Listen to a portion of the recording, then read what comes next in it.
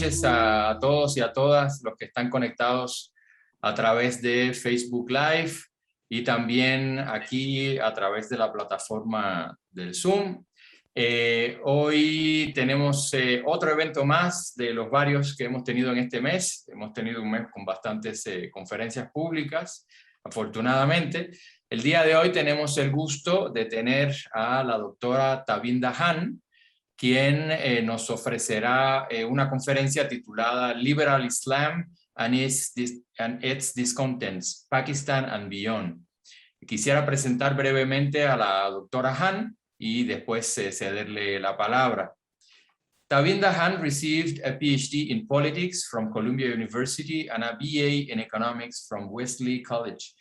After her PhD, she was a postdoctoral fellow at the Gurmani Center for Languages and Literature at the Lahore University of Management Sciences in Pakistan, where she taught a class on Islamism and liberalism in Pakistan and developed a book manuscript based on her dissertation. In addition to her academic work, since 2018, she has been assisting the Pashtun Tahaffuz movement, a social movement for peace in Afghanistan and Pakistan, by translating, disseminating, and archiving the speeches of its leaders on Twitter. From 2018-19, she studied Spanish at the Universidad Nacional Autónoma de México, UNAM, and he has been teaching in Mexico City since March 2020. Tabinda, welcome again to Colmex, and good evening to you too. And you have the whole floor for you. You have 40 minutes for talk and then a session of questions and answers. Okay. First of all, I would like to thank you for this opportunity, and I'm pleased to meet everyone. So I'm glad to see you all. I have a presentation, so I'm just going to share it now.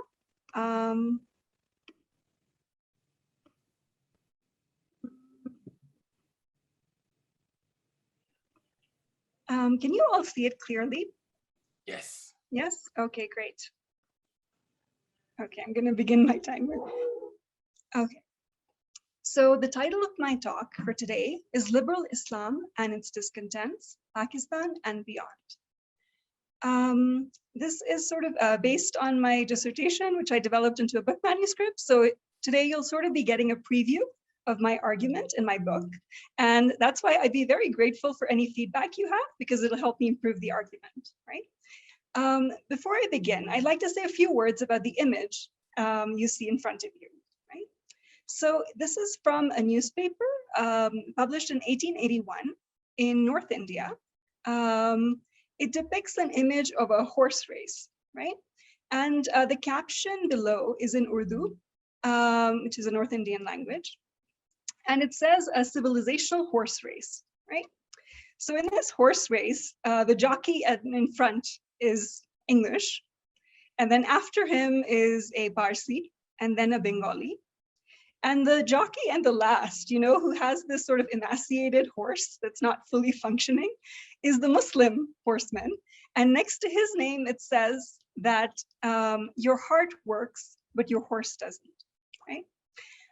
The reason I chose this image is that it sort of depicts how the idea of a civilizational race or a ranking of civilizations or the civilizing narrative that was sort of current in 19th century liberalism and imperialism, it became internalized in Muslim intellectual discourse, right?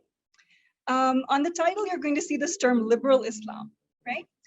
By that, I mean a late 19th century movement in North India that asserted that individuals have the freedom to question the tradition, Islamic tradition, interpret it, and also reject it. Like they can choose whether or not they want to follow it, right?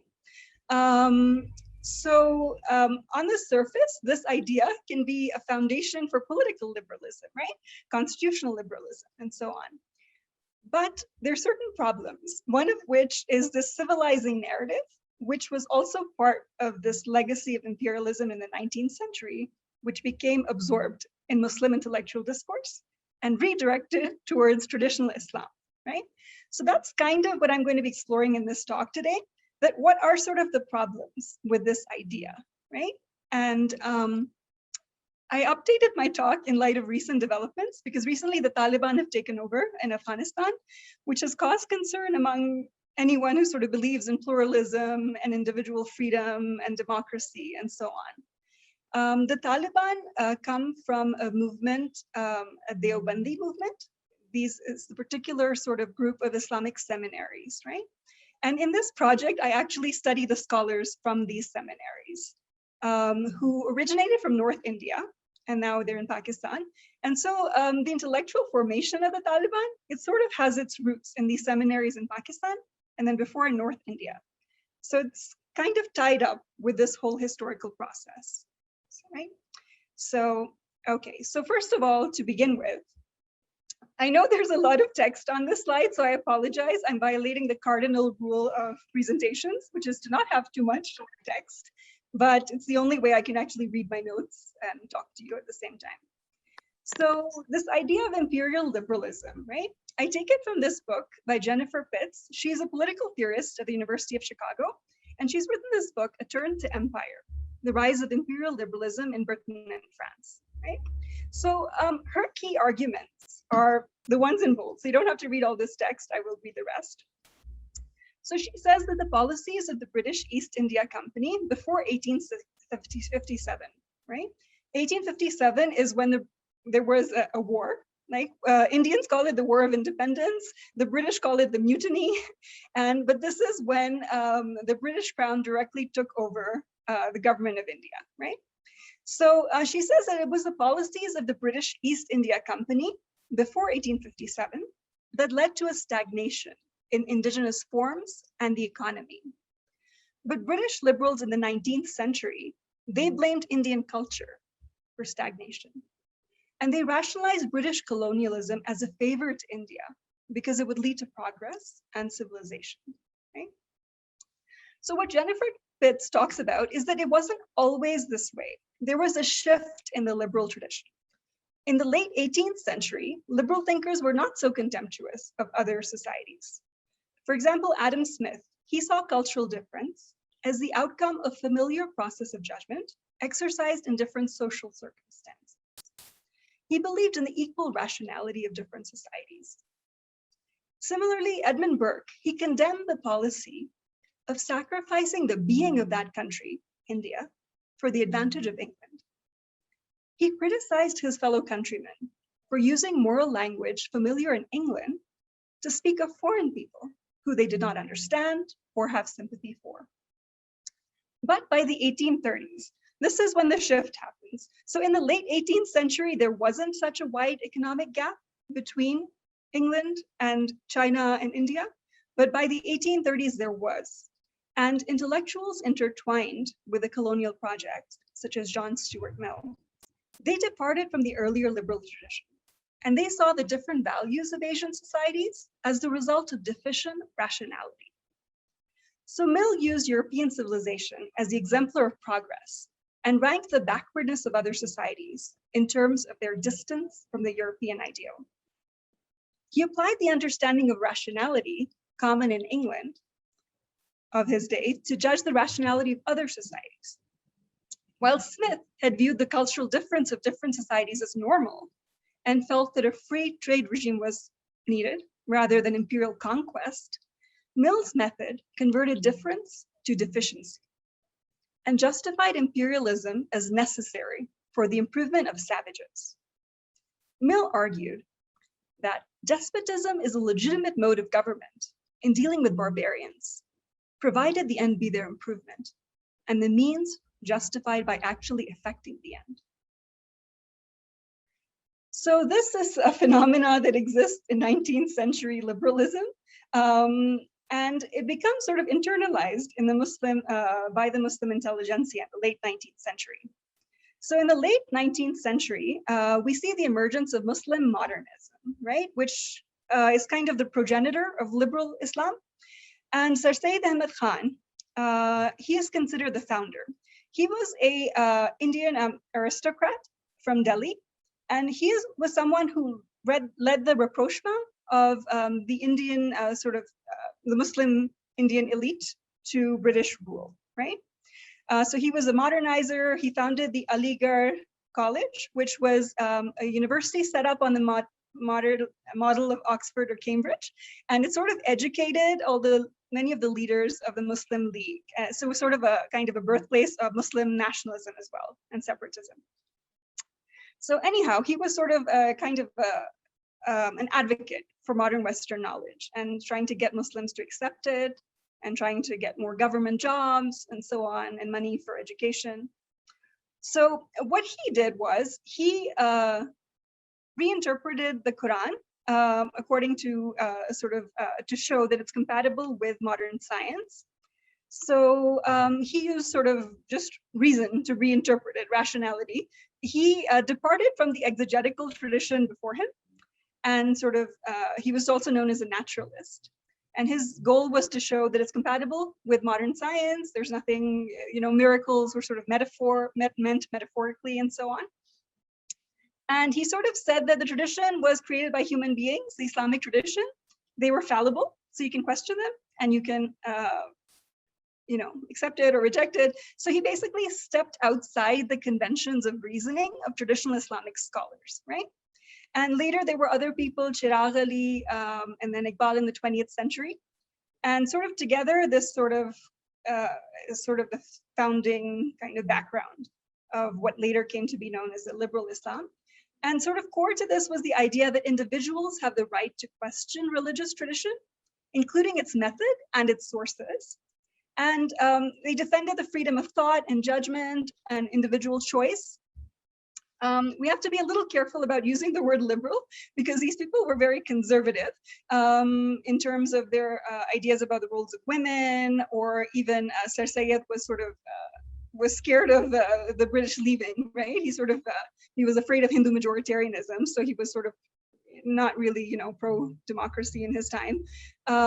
So I use liberal in the very restricted sense of the freedom of an individual to obey or not obey a religious tradition in that sense, right? Okay, so Sir Syed Ahmed's concern, it was not only religion, but also other spheres of culture, such as poetry. It's interesting because, like, in his time, he wrote an institutional history of Akbar's constitution. And on this slide, so it's an interesting story. Shamsur Rahman Farooqi narrates it in an essay. And he says that he wrote an edited volume on the constitution of Akbar and asked Ghalib, who is sort of the preeminent poet of classical Urdu poetry, to write a preface. And Ghalib, instead of writing a preface, he wrote this. This is an excerpt, it's not the entire thing. But Ghalib says, look at the sahibs of England. Look at the style and practice of these. Science and skill grew at the hands of these skilled ones. Their efforts overtook the efforts of the forebears. This is the people that owns the right to laws and rules. None knows to rule a land better than they. Worshipping the dead is not an auspicious thing. And wouldn't you two think it's no more than just words? So basically, there's kind of intellectual discontinuity that happens in this late 19th century, that instead of writing about their institutions, instead of writing about the Muslim institutions in which Sharia existed in the 18th century and so on, there's a shift in intellectual focus towards Islamic apologetics. Because now Sir Syed Ahmad Khan finds himself in a position where he has to defend Islam from the attacks or criticism of Orientalists, right?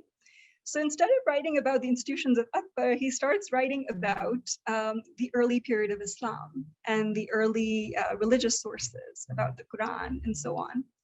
So Ali Osman Qasmi, he also talks about this in the context of post-colonial Pakistan.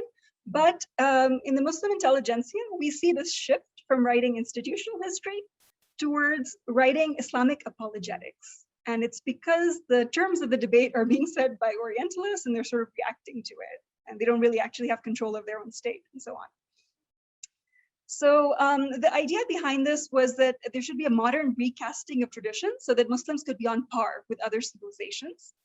It explained the loss of political power, this movement, as a symptom of cultural deficiency. And it internalized the narrative of imperial liberalism, redirecting it to the adherence of traditional knowledge. So the Islamic tradition, it was said to have stagnated. What actually happened was that when the British came, the Islamic tradition, or Sharia, it was a set of discourses that weren't codified, right? When the British came, they took these manuals, and they thought these manuals of the juristic tradition, they represented the timeless rules of Muslims, right? So they considered these rules, and then they fixed those rules in place through a system of hierarchical courts, case precedent, and legal digests that disseminated this precedent like throughout this territory, British India. So it did actually stagnate, but it was because of the institutional mechanisms through which the British recast it, right? But these intellectuals, they sort of considered it stagnating as a whole. They blamed the tradition rather than the British institutional changes.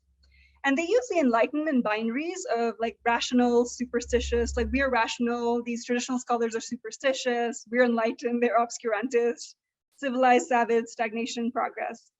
And so it sort of was kind of had a seed of like a justification for authoritarianism by the enlightened, the enlightened class of like educated Muslims who had this sort of Western, eventually Western education. So, okay, so today, this is kind of a long background, but it's needed because it's a very complex problem, There's a tendency in popular discourse to talk about good Islam, bad Islam, moderate, extremist, and it's much more complicated than that. So it's actually better to sort of look at the nuances and historicize it and look at it in an institutional context, right? Because it's complicated. So what I'm going to do today, I'm going to sort of talk about the context and the problem, the responses in the literature, and then my argument. So are you all okay so far? Yeah? Okay, good. Keep going. So, okay. So you must have all been following the news recently. The Taliban took over, and the Taliban are students of the Deobandi seminaries that teach the Muslim juristic tradition, right? It's also known as fiqh. The word fiqh, it means understanding, right? And a jurist is called a faqih, the plural is fuqaha. So anyhow, they're the students of these religious seminaries, and you probably saw in the news that almost as soon as them having taken over, there's sort of attacks on musicians, right? They haven't outright banned it, but they think it's prohibited in Islam, right? Music. And so that creates an environment where there is sort of violence against musicians. You've seen how the billboards of women, they were sort of defaced. There's a juristic opinion that human representation in art is not permissible in Islam, right? So they've done this to like women's images, partly because of their views on gender segregation, but they've also like stopped their leaders, because in the beginning their leaders were showing a lot of banners. They were trying to put up their banners and creating a cult of personality, but eventually they asked them not to, because even men's faces, just human faces in art, is considered impermissible in this tradition. And then you've seen how they've instituted gender segregation, how in universities they've said that women, should primarily be taught by women, or otherwise there should be a veil, or so that can potentially limit women's opportunities for education. But anyhow, so all of these things have been happening, right? And the question is, where does this come from, right? This comes from this tradition. So this slide, it has a lot of information. Don't be overwhelmed. I'm assuming that my audience has no knowledge of Islam. That's why I want to give you some of the basic tools to understand it, right? But you don't need to know everything from here. Okay, so first, if we start from the left, I'm just trying to, first I have to explain to you, where is this juristic tradition, right? Where does it fit? So the Quran was revealed by 632, by the time of the Prophet's death. Then there hadiths, which are oral traditions about his conduct, because he's sort of considered as the exemplar, the embodiment of God's message, and a perfect man. So these traditions were compiled in the 8th to 9th centuries. So they were oral traditions initially. This tradition has its own way of verifying if it was authentic or not authentic, through chains of transmission and testimonies about the character witnesses. Then this fiqh, the juristic tradition, it sort of takes shape, or sort of reaches its crystallization 2 to 3.5 centuries after 632, right? So these in Sunni Sharia and fiqh theory, it has the Quran here, and then fiqh. And then there are different sort of methods of reasoning in fiqh, right? Consensus is important. So basically the jurists, they use these other first two sources to classify human acts on a scale of permissible and permissibility, right? And so at the two extremes, there's, forbidden and mandatory, and then there are different gradations of, how much God would prefer this act, right? So they classified human acts according to that, and then the laws, legal opinions were sort of derived on that basis. So these are the various kind of forms of reasoning. In this tradition, there was also this idea of the consensus of scholars. So if scholars have the consensus opinion of a particular verse and so on, they consider it binding, for others, other interpreters. So it's kind of functions a bit like precedent that, one way to sort of understand this tradition is that in American constitutional discourse, there's this division between originalists and the living tradition people. And the originalists believe that the people who lived closest to the time of a text have the best idea of what it meant, and they can best qualified to interpret it. So that's why it's kind of believed that it's sort of, even though it's like centuries ago, they knew how to interpret this text. Anyhow, so here we have fiqh. There are different fiqh schools. And so where do the Deobandis fit, right? So this has a chart. It's by Khalid Andani. He's a professor of religion. These are the Muslim communities of interpretation. So here we have Islam. We have these two, large sects, Sunni and Shia. I'm just going to focus on the Sunni part. So these five are all schools of fiqh, and they're all considered valid, like jurists think you can follow any one. The Deobandis follow the Hanfi school, and the Deobandis came to be in late 19th century India. The school of Deoband was founded around very close to the time that Aligarh, the modern Western college, was founded, right? So the main division between Indian ulama was between the Deobandis, who were sort of Puritans. They wanted to purge Hindu influences from Islam. They wanted to purify Islam. So they had this sort of Puritan bent versus the Barelvis who, and their main kind of lines of contention was over shrines. So shrines were where high Islam meant folk Islam, and the Barelvis were the ones who defended these shrines, right? So basically, if we look at the difference between the fiqh and modernists, the main difference, the ulama who are trained in this tradition, they believe the juristic consensus is binding on Muslims and that Sharia is obligatory. You do not have a choice. It's what God wanted, and you just have to, if you're Muslim, you have to do it. You also have no right of exit. So you can't choose not to be Muslim. So, so basically there are certain problems with this tradition in the sense that make it not entirely compatible with modern values. The problems are that the rights in it are differentiated by gender and religion. In terms of gender, it starts with a family that, a man has a certain role as a breadwinner, and then a woman has a certain role as a mother, and their rights and duties, their mutual rights and duties come from that, right? They're also differentiated by religion. There's no right of exit, and because apostasy, like renouncing Islam, is not allowed. And there are prohibitions on music and art by some jurists. There's difference of opinion. That's the main thing to note, but some of them do believe this. So when the Taliban are doing this, it's not that it's not Islam or, some extremist Islam. It is a certain strand. It is a strand, right? And however, the thing to note is that this tradition, it's not always in conflict with liberal citizenship. It does have resources to protect people from rulers as well, right? So it's not that it's all good or all bad. It has some elements that are in conflict with modern values, but others that are also resources, potentially, right? To protect people from rapacious and rulers and arbitrary power and so on. And the modernists and liberals, so this is where they are in that chart by Khalid Andani, right here. So they believe individual Muslims can interpret the Quran directly. And they kind of had this idea, many of their thinkers, that Quran is the essence of Islam, and that fiqh it's not as important, and we can reconstruct it or we cannot follow it.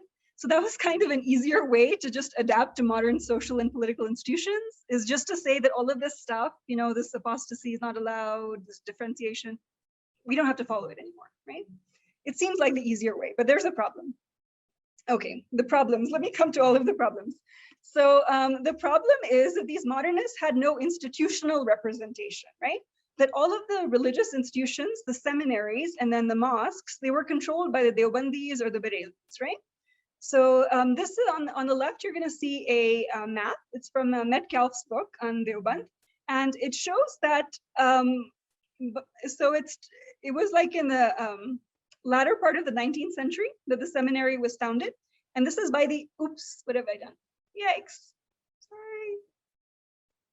Sorry. Okay, so this is by. I'm trying to like fix the window so it's not on the map and I can see it.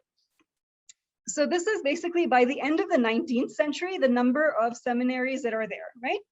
So the core things to note about it is that in the late 19th century, before the British, Muslim rulers used to give money, land to religious scholars, right? So there was a certain support from the state for the ulema. The British discontinued that. So basically these ulema, they had to turn to the people to raise money, right? So they became completely independent from the state. At the same time, the British brought the printing press, the lithographic printing press in the 19th century. So now religious texts were being printed and being disseminated. And these scholars basically adopted all that modern technology. So these seminaries that they set up, it was on the model of a modern colonial school, right? They raised money from the people directly. They had a very sophisticated system of accounting and all of that. So they were able to raise, and they're very organized. And they also multiply because the standard career path for a graduate is to go back to their hometown and then set up a new seminary, again, by raising funds from the local neighborhood and so on.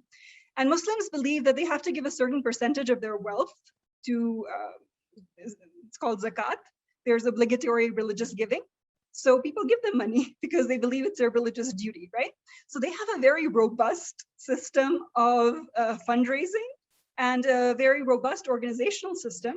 And this was a total sort of departure from the ulema's pre-colonial kind of organizational form, because then they were organized according to families. They were known by their hometowns. They did not have this sort of spread and a uniform identity and the same syllabus and the ability to multiply.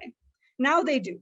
So basically our first problem is that those modernists who believe it's a choice, they don't have any institutional representation in, because they were sort of elite intellectuals. They did not set up mosques, and their ideas were never accepted by the people who ran the mosques, right? That's the first problem. The second problem is kind of even worse, because on their own, the Deobandis are not, they're conservative, right? And they're kind of like the killjoys in the sense that, okay, music is not allowed, art is not allowed, and so on. But they weren't necessarily politically authoritarian.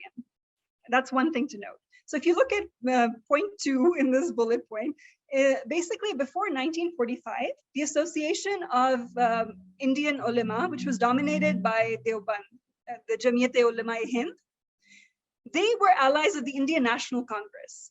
They defended the idea of territorial nationalism, and they wanted a united India. They did not support a separate state for Muslims. And they saw absolutely no problem in living side by side with Hindus. They did not see a problem with living in a pluralistic India, because they said Muslims are a religious community. As a religious community, they follow Sharia, but they can live with other communities in a common state, right?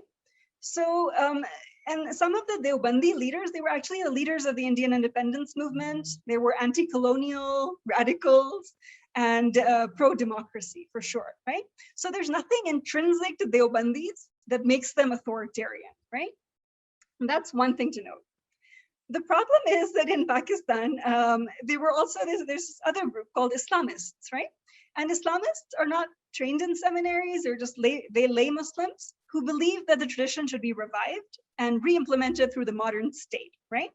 So basically Islamists, starting with, Maududi, who was very influential and the Islamist movement throughout the world, he introduced the idea of Sharia sovereignty, that Sharia is sovereign and it has to be enforced through the state. So it's obligatory on the state to enforce Sharia in totality and Muslims to follow it, right? So the problem comes in where these, in post-colonial Pakistan, when the Deobandi ulama who moved to Pakistan, they kind of adopt this idea from Islamists. Even then, it wouldn't really be a problem because when they adopted it in Pakistan, they accepted a constitution that had individual rights and gender non-discrimination later. So even in Pakistan, like on a theoretical level, they accepted constitutional democracy. And it's partly because they didn't conquer Pakistan. They were in a weaker position. So it was the political elite that kind of gave them these sort of, certain provisions for Islam in the constitution and so on. So even in Pakistan, they accepted democracy. So the main thing to note is that in this Deobandi movement, they're kind of Puritans, right? But they weren't the ones who sort of argued for a separate state. It was actually modern thinkers like Iqbal who said that Islam needed a state to actualize itself. And so these sort of problems start happening in the 20th century, and they kind of reach a perfect storm in post-colonial Pakistan when the CIA funds the Soviet-Afghan War, first of all, and then there's a US occupation of Afghanistan from 2001. So basically, the CIA through the ISI provides funding for Deobandi militancy. So these, previously they're just killjoys, but now they're militants who have weapons and the power to enforce their ideas. And so the Deobandi madrasa growth in Pakistan, it went from 245 to 1519 in the first 20 years, and then from 2000 to 7,000 something in like the next 20 years. So right now it's estimated that there are 12 to 15,000 madrasas in total, with a enrollment of 1.5 to 2 million people. And so there was like state support for this institutional growth. 90% of madrasas in Islamabad are on state land, according to Salim Ali. And they were built without a permit and then regularized by General Zia. So Tariq Rahman, a linguist, he calls the students of madrasas and those of the modern Western schools as denizens of alien worlds. Because in the madrasas, they still teach the juristic tradition. So these fiqh manuals and commentaries that have certain values that are not entirely consonant with modern political liberal norms, at least. So there's like a knowledge division between these two education tracks, and also a class division, because it's primarily the working class that uses madrasas. They provide free room and board. So many families that are impoverished, it's actually a opportunity to make a decent living, and they fully support their students. And they do it all through, not all, they probably get money from foreign countries as well, but they raise money from local, donations. During the Soviet-Afghan War, the ISI denies direct support and says madrasas emerged naturally during refugee settlements, but the military provided logistical support. So during this war, US aid, it went from 30 million in 1979 to a peak of 3.1 billion per year to Pakistan, and over 600 million to Afghanistan. So all this money, like this billions of dollars, were funneled to provide weapons to these sort of students and graduates of madrasas to go fight the Soviets and defeat, communism and so on. And then later, they're not the same, because the groups that fought the Soviets, the Taliban, are different. But in the mid-90s, the Taliban emerged, and also from these Deobandi madrasas. And then we all know what happened. And then the US invasion, when it occurs, it's sort of justified using this rhetoric of saving Muslim women from the Taliban. So the problem, if I restate it, is that why has liberal Islam failed to translate into political liberalism? And is a reformation within Islam, like this modern reformation against the tradition, overturning it, is it necessary or sufficient for constitutional liberalism? Or can it become yet another pretext for authoritarianism, right? So is it like the religion? Like, do we have to liberalize a religion in order to have constitutional liberalism? So there are different responses in the literature with which I sort of have some disagreement. One response to this entire problem is to say that the Taliban don't represent Islam. This is not the true Islam. And this is sort of what a lot of modernists and liberals would say. Often scholars writing who work in North American departments of religion have this approach, that they sort of reinterpret the primary sources of Islam to show that no, it is liberal and it is feminist. And that is perfectly fine as an intellectual exercise or as even a religious exercise. But the problem is that this approach has no institutional representation on the grassroots in Pakistan, right? It ignores the fact that you need institutional power for these ideas to translate into political action, to have an impact. And then also it ignores the idea that there are multiple kinds of Islam. Islam is not a monolith, right? So just because they sort of have a problem with liberalism, it doesn't mean that they're not, it's not Islam. It's a certain one strand of Islam.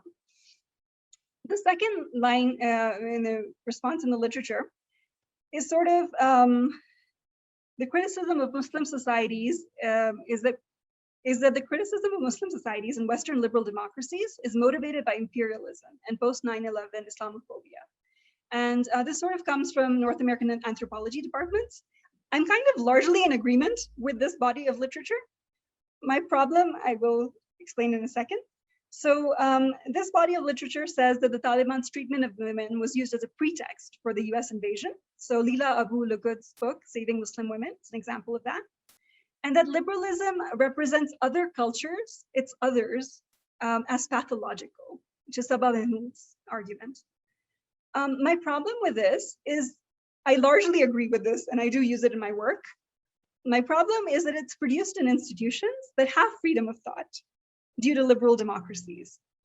And so it's inattentive to the ravages of liberalism's others in Muslim majority contexts.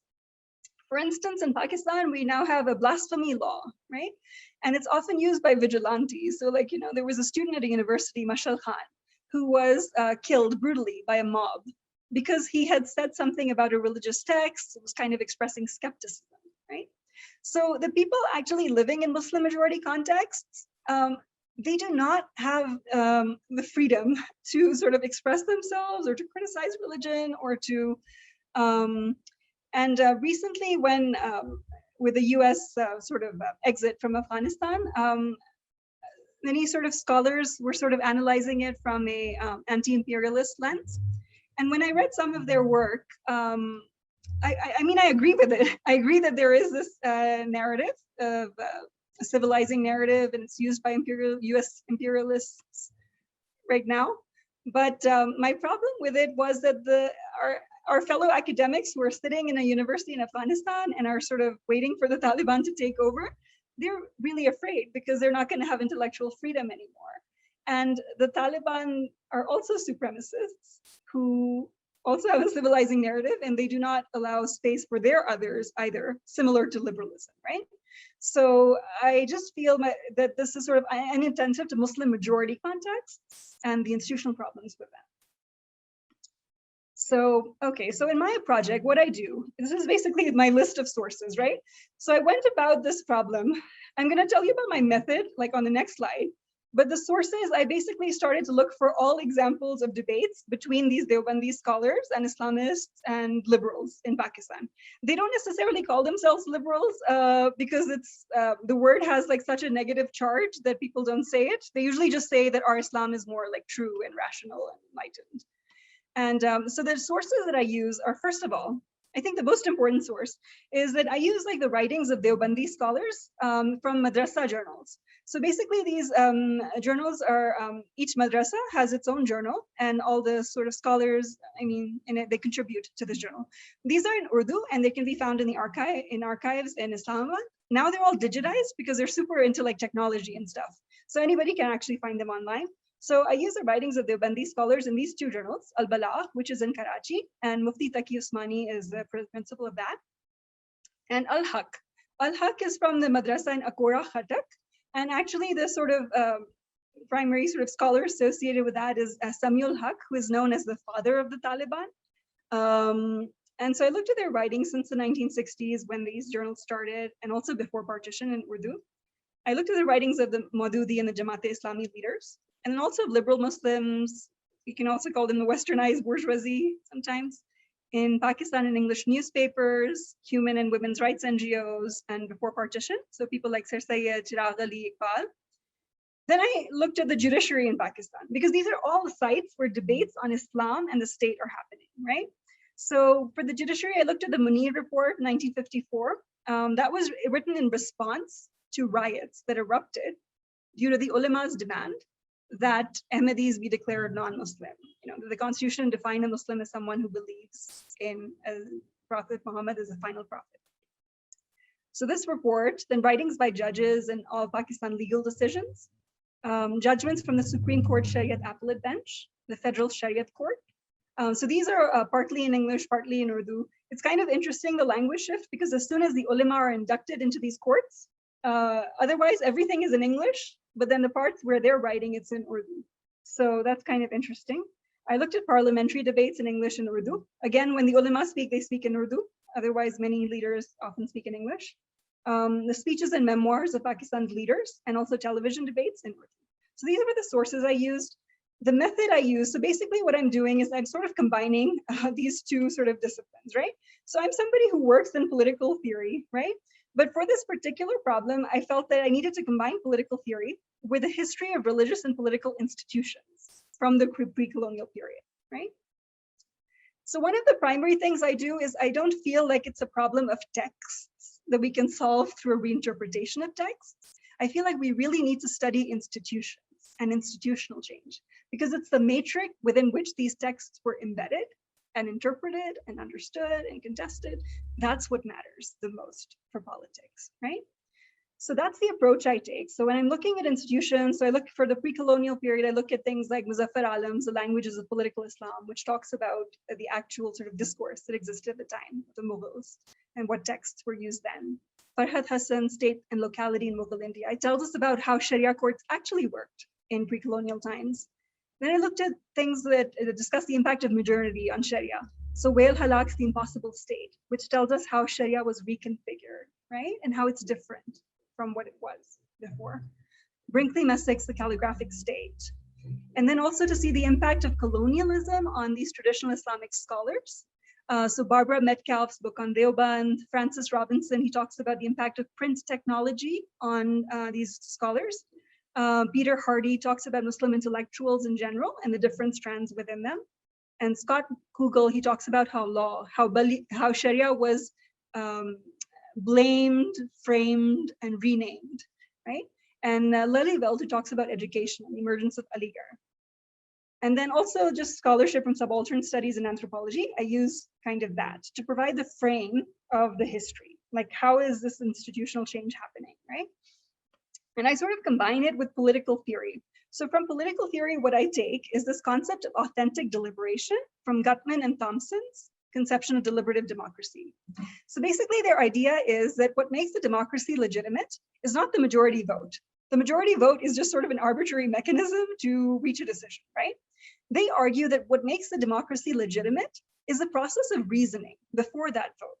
And in deeply divided societies, authentic deliberation is when you give people who have other moral traditions reasons internal to their moral tradition, right? So for example, if you speak Swahili and they speak Chinese, you're not talking to them in your own language, right? Because they're not going to understand it and it means nothing to them, right? So basically this idea is useful for studying these modernists / liberals and the ulama, because the ulama have their own knowledge system, right? They're a discourse community that has a consensus on sources, methods, and principles of reasoning. And within that discourse community, they can understand each other and debate and sort of change and be persuaded. But if you give them reasons external to their discourse, like if you use modern historiography to say, oh no, or hadiths are just oral reports, they're not reliable, they're conflicting, we reject this opinion, they don't believe it and they're not persuaded by it because they don't believe your premise, right? So, so these are kind of like incommensurate sort of discourses in a way. So in a democracy, like if these people have to coexist, we have to sort of raise the bar of deliberation. And so I found this idea very useful. John Rawls uses a similar idea of internal reasoning, and so I kind of use that. So this is the lens that I kind of use to look at all these debates. That are these people reasoning internally? When are they reasoning internally? When are they just talking past each other and giving each other reasons that the other can't accept, right? And then I use Jennifer Pitt's Return to Empire, which I discussed right before, and Lucas Swain's Liberal Conscience.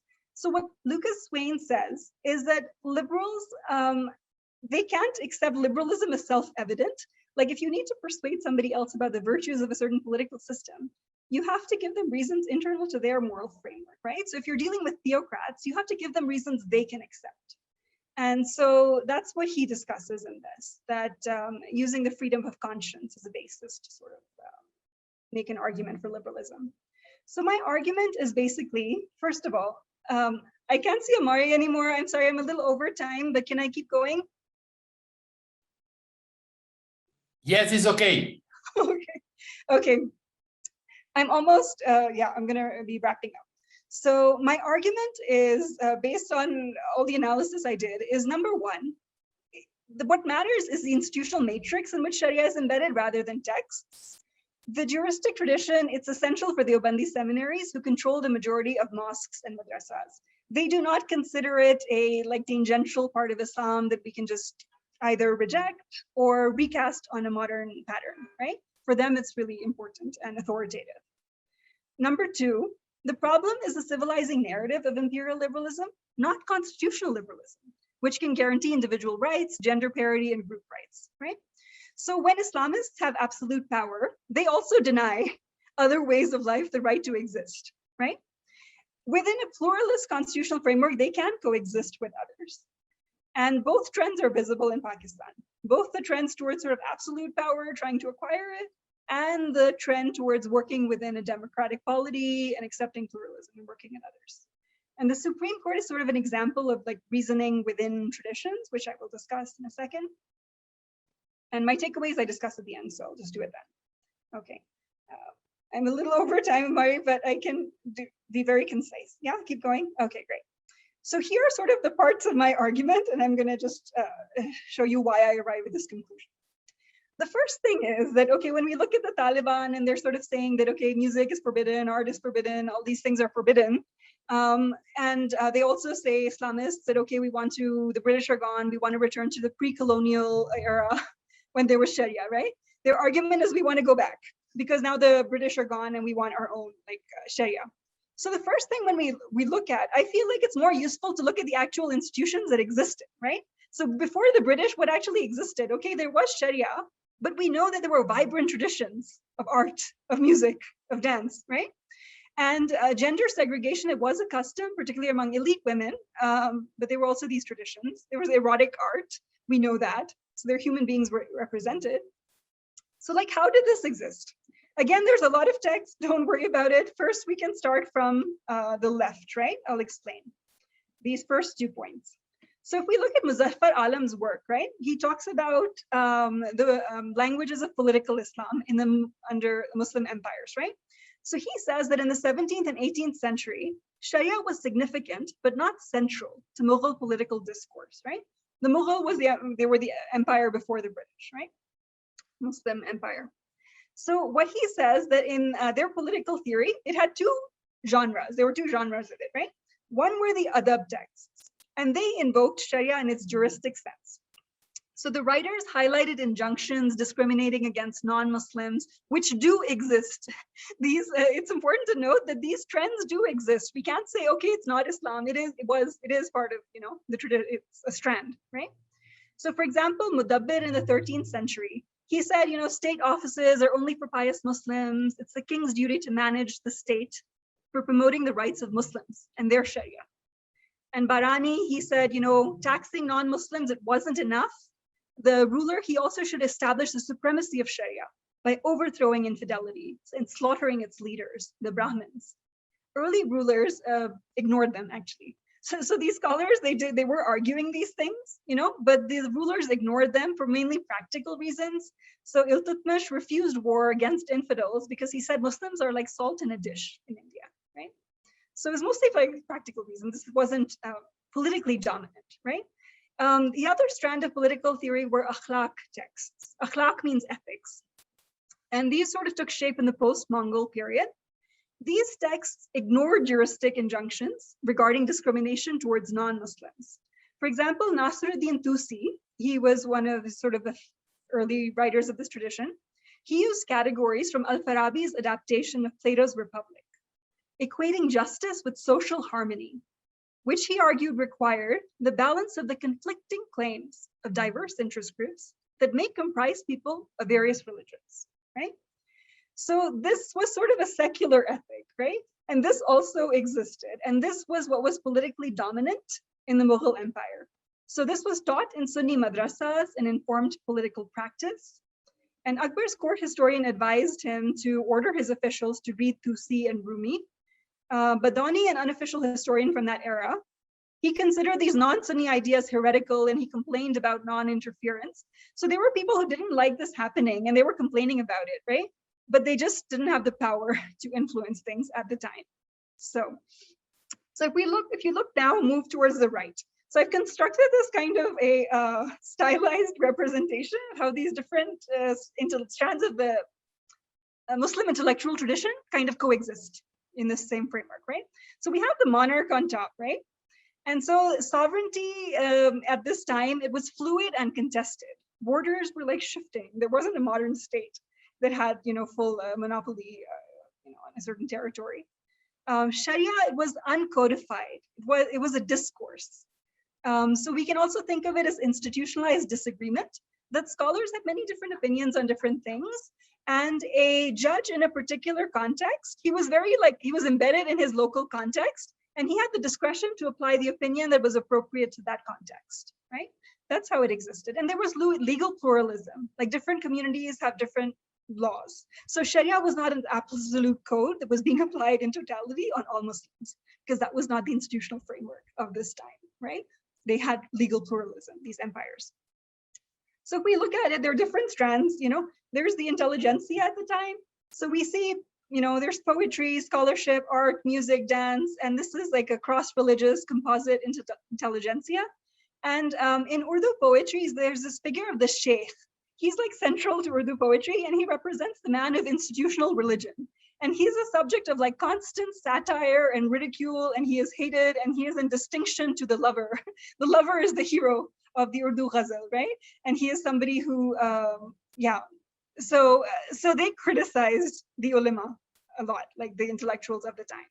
They were just under the patronage of the monarch, right? It's kind of the monarch who's sort of protecting them, because there isn't a democracy.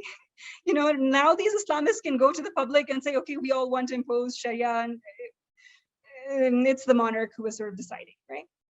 Then we have the Sufis. So the Sufis, they're also a part of urban folk high Islam, Sufism, but the Sufis were also embedded in local shrines, right? So in these shrines, they combine the high Islam with folk traditions. So these were sites that were open to all. And like one of the cultural products are called qawwalis. So qawwali, it's a form of religious music. It's music, again, the Taliban don't like music, but this was a form of Muslim religious experience. Right? And it still is a very powerful form. And if we look at any single qawwali, you can see how the different strands are mixing. Like it'll have Arabic, it'll have Persian, it'll have reference to Hindu gods. So all of these things are coming together to create this cultural form. And this was a very vibrant part of that Islam. And then we also have the ulama. So Sharia was the basis of the legal system. So they did work as judges. They worked as advisors. They also worked as, independent scholars. They received land and scholarships from rulers. They followed the juristic tradition, and some of them were Puritan, and they wanted to purify Islam from Hindu influences, right? But the thing is, they were like subservient to the monarch. So the monarch had the power, first of all, to influence them through carrots and sticks. Like he gave them funding, and he could also like imprison them if he didn't like their opinion on something, right? And number two, they control the press. So the press was like for maybe like the courts sometimes used it, but it wasn't for the public at large. And the religious texts were not published and disseminated, and scholars did not have the power to go gather, independent political followings and so on. So because of these two things, these are the two things that change under the British Empire, right? Because what the British do is they kind of secularize it in the 19th century, mid-19th century. They secularize the state only partially. They keep religious personal law, but they break the link between the state and these scholars. So these scholars then become completely autonomous from the state, and the state no longer has the power to influence them, right? And now they also have the press, so they can sort of go to the public directly. So this kind of creates a problem for all these other people who are under the protection of this pluralistic kind of a mosaic, you can call it. So, okay, so basically one of the problems is if we look at this period, there's Puritanism, right? Like there are these sort of, there's a trend among religious scholars to purify Islam from Hindu influences. And then there's also syncretism of the shrines. And then this urban intelligentsia, basically what they're doing, they're non-conformists. They're just doing their own thing. And they have like different like intellectual forms that are critical of institutional religion, but they're not trying to civilize the traditional Islamic scholars. They don't have, they're not trying to like recast the juristic tradition, right? The juristic tradition has prohibitions against music, dance, so on. They just don't follow it. Like they're non-conformists. What happens later and becomes a problem is that they sort of try to civilize and sort of reform and recast, and they feel like they have to eliminate the juristic tradition in order to be non-conformists. That's kind of a problem because it's a little too ambitious, because they don't have the social power. They don't have any control over mosques and, you know, seminaries, right? Madrasas. So it's like living in a Catholic state, like a state with a Catholic church, but trying to impose Protestantism forcefully. Anyway, so if we look at the post-partition period now in Pakistan, there's sort of these different periods we see. I'll go over this very lightly, so towards the end, I'm almost gonna finish. So the main thing in Pakistan, there are two different spheres you have to look at. One is sort of the political sphere, political institutions, and then the other is the judicial sphere that I look at, which I'm gonna do on the next slide. So if we look at the political sphere, Pakistan, it's been a democracy for half its life, but a military dictatorship for the other half. But in practice, the military has dominated in both periods, right? So even understanding this particular religious problem, we have to consider their role. And in fact, all of the laws that exist in Pakistan, they were decreed by military rulers, because otherwise it's sort of very contentious to arrive at a consensus. So it happened under military rulers. And so US imperialism is kind of a core part of this story. So in the 60s, we had this period of modernizing Islam, where Ayub Khan, who was allied with JFK, he was part of anti-communist alliances, but at the same time, there was sort of political repression. So he passed this reform of women's rights that kind of put restrictions on polygamy, right? So on one hand, it's a very enticing, nice thing that everybody, you know, wants. Women's rights activists considered him a hero, right? Because he did this, but he did it by decree and as a way to sort of consolidate his own authority, right? And at the same time, he was repressing the left, repressing also Islamists at the time. But it was used sort of as a justification for his rule. He considered the ulama to be social parasites, enemies of educated Muslims. And the ulama, in turn, they called the modernist scholars who were in his institutions as putrid crumbs on the tablecloth of the West. So there was this sort of a conflict between them, where the educated Muslims were trying to sort of civilize the tradition, and the tradition people were saying, you're just students of Orientalists, you are Westrican, you are putrid crumbs, rotting crumbs on the tablecloth of the West. So this women's rights reform actually became a major point of contention, and it is still to this day rejected by Islamic institutions. The second period was of Islamizing the state. So it was in this period that the CIA funded the Deobandi militancy. And in this time, the dictator at that time, he decreed Sharia, like different Islamic laws. And he also instituted Islamic judicial review. That is that all laws that were passed had to be subjected to the standard of Islam. They could be struck down if they were considered un-Islamic. This was later made part of the constitution in 1985. So this is a period where sectarian violence also rises between Deobandis and Barelvis and attacks on Shias and so on. There was moral policing on campuses, media, society, against like dance, art, and music.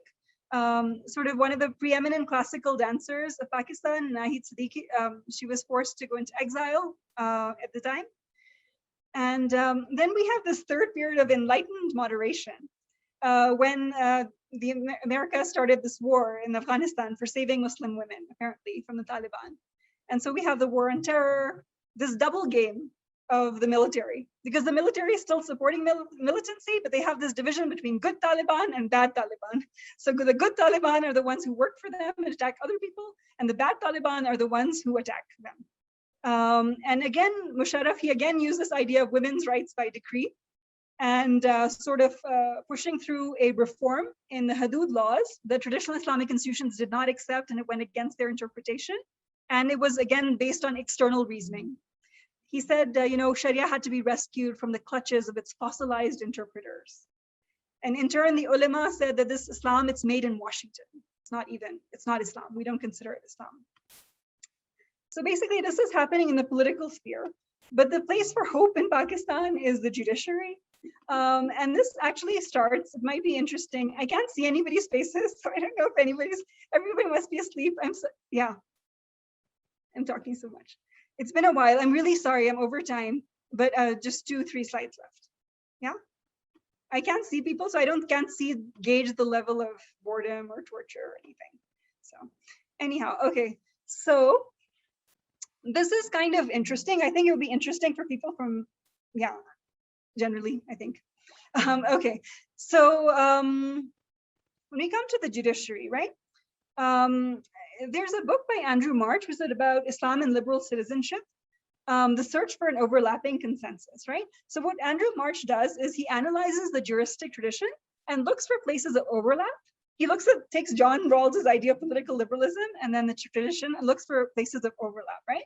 So that's kind of what I'm doing in this work, but I'm just looking at the people who are practically finding that overlap in Pakistani institutions, right? How they're working, how they're reasoning, how they're trying to find a common ground, right? So the first thing we find is, I have a picture of Chief Justice Cornelius. So he was a Catholic judge. He was actually the Catholic judge of a Muslim state. And so some of the arguments for Islamic laws, they come from him. And they're premised on the idea of decolonization, right? So when I looked at this 1954 Munir report, it had modernist and sort of external reasoning versus Justice Cornelius's arguments. He was a Chief Justice from 1960 to 68. He said Islamization, it could be a process of indigenizing a colonial and foreign system of laws and values. And fiqh was a grand legal achievement. So instead of saying that it's stagnated and it's bad and we have to reject it, he said we should appreciate those scholars. It was a grand achievement of its time. It is a very sophisticated tradition, actually. He said that we could make making justice a thing of the people by making people's language the language of law and justice could be done through this Islamization. And he also recommended translating fundamental rights into Arabic, so they would be invested with the overtones of undeniable obligation, and their assimilation into the public conscience could be enhanced, right? So this isn't somebody who isn't a liberal. He does believe in these fundamental rights and a catalog of individual rights, but what he's saying is that the colonial system that we've inherited, it's in English. It has no connection to people's moral theory, to their language. It's completely alien to them. He compares it to like trying to grow a garden with like foreign vegetation, which doesn't take root and it doesn't grow. And he says that law has no force because it doesn't go in the same direction as social morality, right? So he says morality and law, they should go in the same direction. It should be in the people's language. And he says you should even take individual rights and turn them into, translate them into Arabic because it's a sacred language. So then people will think that these rights are sacred, right? So that's basically his argument, Cornelius's argument. And then sort of when later on in Pakistan, after the Zia period, when this Islamic Judicial Review is instituted, like on the surface, we could consider it sort of maybe, it has been interpreted by liberals as a regressive move. It's very interesting because it now creates an environment where there is an institution for debate between these two groups. The majority of judges in these courts are trained in the colonial legal system, a secular system. And then there's a minority of ulama judges, a minority of traditional religious scholars. So they're now put together and now they have to talk about this tradition and about the constitution and democracy and so on.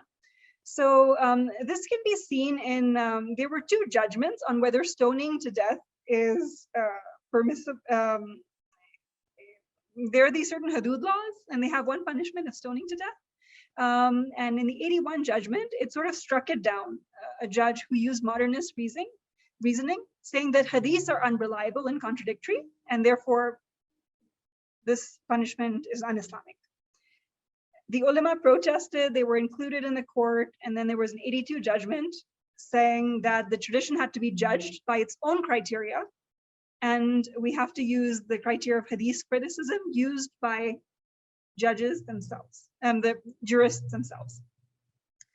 The reason this thing is interesting is that this punishment of stoning to death, it requires 4 Muslim male eyewitnesses of good character who have witnessed the act of penetration. It's a punishment for adultery by married people. Obviously, it's by married people. Adultery and also rape by married victims in the juristic tradition. Okay, on the surface, stoning to death, it's sort of very extreme and barbaric. Their kind of idea was it's a theological thing. It's not actually practically enforceable. So if it's not a practical problem, it's just a theological belief. They just follow the tradition, right? So they're following this approach in the courts where they give and take with the ulama. Like if it's not something of practical import, they sort of go with the conservative theological interpretation, right? So they do this. In 86, they sort of shared a methodology in the Supreme Court Shariat Appellate Bench in a case, and which said that judges have to reason within the tradition and only depart from it when absolutely necessary, right? The idea, the question of art came up as well. And in that, these judges, they disagreed. The common law judges disagreed with the ulama, and they said that we cannot, if we sort of prohibit art, it's essential for civilization, right? So they disagreed on whether art was permissible, but the common law judges had a majority, so they carried the day. Both of them agreed that in that particular case, which was related to photo identification on IDs, they said it was necessary for security purposes, so it was permissible in that case. This is an interesting example because like in some cases, for example, in criminal law, these common law judges, they give space to the ulama. Like it's not like they reject their every proposal, but in other parts, like with having to do with art, they kind of laid the line and said, no, we don't agree with these juristic opinions, even if there was a consensus opinion. In 2005, there was an interesting case on, there was a particular government, also of the Deobandi ulama and the Jamaat Islami in the province next to Afghanistan. They wanted to create a department of virtue and vice, kind of like the Taliban, to enforce Islamic values in public spaces, right? So the Supreme Court struck down several clauses on the basis that they violated fundamental rights. But they also used an argument from the beliefs of the ulama themselves. Because these ulama, they believe in the idea of sectarian toleration, which is that one sect cannot impose its interpretation on another sect. They accepted this early in the 50s as a principle for an Islamic constitution, that each sect is free to follow its own interpretation, right? So the Supreme Court judges, when they were reasoning, they gave this Islamist party secular reasons based on individual rights, but also religious reasons based on their own beliefs and their own literature, saying that this would violate sectarian toleration. So they set the standard that, okay, you can pass Islamic laws, but you have to demonstrate that there is a consensus of sects. One sect cannot force its interpretation on another. So by using this approach, there was fears that they're going to impose gender segregation and veiling and moral policing, and that was sort of forestalled. Also, I'm going to just now start wrapping up. So at the same time, in a broader level, so Martin Lau has a book. So he found that judges, even in other courts, they started using Islamic principles to expand the rights of citizens versus rulers. And Karen Yafet, she found that they, in the Shariat Courts, they also use the Islamic principles to justify prior advances in women's divorce rights. So it can work in both ways. You know, it's not necessarily a good thing or a bad thing. It can also potentially be a basis for liberal citizenship, although there are certain problems. Okay, this is a very slide with a lot of information. There's only one basic idea that you need to know, and then I'm going to conclude. The basic idea is that in Shariat courts, in these, what we see, between like common law judges and these traditional Islamic scholars is an example of lateral reasoning. They're forced to like give each other internal reasons. They can't condemn the other's tradition as obscurantist. They can't call each other savages. So the first idea is that there's recognition of the other as respectable and entitled to their system of knowledge, right? They're forced to use, just by virtue of being in the same court, they call each other my learned brother, judges, right? And then they have repeated interaction. So the judges who are serving on benches with these traditional Islamic scholars, the ulama, they work on multiple benches in multiple cases. So sometimes they give them what they want because it doesn't always conflict with the needs of a modern state or a modern democracy or liberal values, right? So in those cases, they give them concede. And in other cases, they kind of resist, right? So this repeated interaction is kind of a phenomena that helps sort of evolve this tradition and reduce conflict. There's institutional protection because they're constitutionally guaranteed individual rights, right? In a catalog of individual rights. And the ulama are in a minority, they're not in a majority. And sort of there's reasoning within the tradition, but in the context of legal pluralism. On the other side, we have these sort of two examples. I put a vertical bar because it's an example of top-down reasoning, right? So on one hand, there's a civilizing narrative of imperial liberalism, which is used by Western governments and also local liberals, which it kind of justifies authoritarian modernist reform of religion, and can also be a basis for violating the freedom of religion of these Orthodox traditional Muslims, right? Mutua talks about the savage victim savior metaphor in human rights discourse. The same idea that human rights activists, they think that their arguments are self-evident and sort of they repeat this culture of the sort of imperial liberalism. And at the same time, liberalism has been co-opted for imperialist wars, also for Islamophobia and anti-immigrant racism. So that's kind of a form of like top-down reasoning where you're sort of considering the other as inferior and then talking down to them, and also using this as a pretext for your own interests, achieving your own interests. But I would argue that the Taliban also have the same sort of vertical reasoning in that they consider Sharia to be supreme, right? So Samuel Haq in the 1980s, he kind of advocated that the government have like character reports for government servants, to sort of see how good a Muslim they were, right? To kind of spy on them and to report this. They have an imagined pre-colonial past combined with ideas of a modern authoritarian surveillance state, which is, and they're in turn, they're groups that were empowered by imperialist war, right? I feel like Audrey Trishke's idea about Hindutva is very similar to what these groups are kind of doing. She says that Hindutva ideologues, they flatten history and they follow the original Orientalist idea that India has a timeless, changeless essence. And it's a and their enemy is also flat politically with a homogenous identity. So this is sort of totalitarian. Individual freedom or pluralism doesn't have intrinsic value in this framework. So I would say that both of these top forms, they are highly dangerous for different reasons. This is dangerous because it is totalitarian and there is no basis for individual freedom or pluralism in this, right? So when we people from who are writing against Islamophobia and stuff, if they interpret the Taliban conquest as an anti-imperialist victory, they have to be very careful because they are products of imperialism and they are not pluralist, and it can be just as dangerous because they are also supremacists. Okay, to conclude, it's my absolute last slide. I'm sorry for So my key takeaways are, number one, that there is a role for international human rights and constitutional liberalism. We shouldn't throw out the baby liberalism with the bathwater, the civilizing narrative of imperial liberalism, right? And my second takeaway is that a constitution with institutions for internal reasoning, it can reproduce the pre-colonial mosaic of legal and social pluralism, and it can, to an extent, redress the epistemic violence of colonialism that rendered the knowledge forms of people like traditional Islamic scholars as other or deficient or bad, Those are my key takeaways. I'm going to leave you with a very tiny video.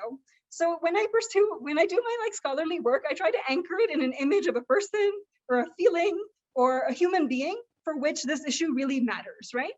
So at this particular time, I think about people in Afghanistan who are sort of musicians and artists and intellectuals who are facing the idea of this Taliban-dominated government. So there was this tweet shared by Andrew Quilty, And it's from like the time, so he says that 2 days ago, the Taliban banned music in Afghanistan, and tonight in Kabul. So I'm just going to play it.